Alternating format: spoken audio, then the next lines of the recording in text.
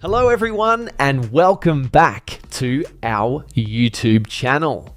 In this video, I'm going to show you how to fix Bumble mobile app not working. First, we'll start with something very simple, yet powerful.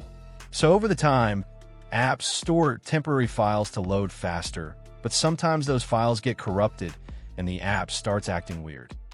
To resolve this issue, we will first head over to our device settings. From here, scroll down and tap on General. Once you're in the General Settings tab, look for iPhone Storage option and tap on it. Over here, you can either search for the app or you can scroll down and look for it. Then tap on the app. On the next screen, you need to tap on the Offload app option. A confirmation pop-up will come up. Now tap on the Offload app option here. It'll take a bit for processing, and then a reinstall button will show up. Simply tap on it to reinstall the app. This should resolve the issue, but if it doesn't, then you need to check if the app is running an older version. Head over to App Store. From here, double tap on this search icon in the bottom right corner, and then search for the app. Once the app comes up in the search result, and if you see this update button right next to the app, simply tap on it to make sure you're running the latest version of the app.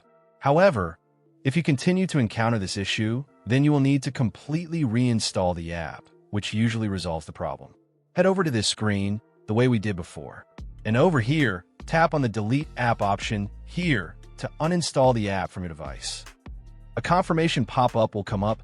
Now tap on the Delete option here.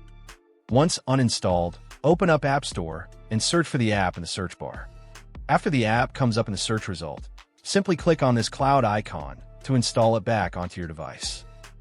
Hopefully, this resolves the issue.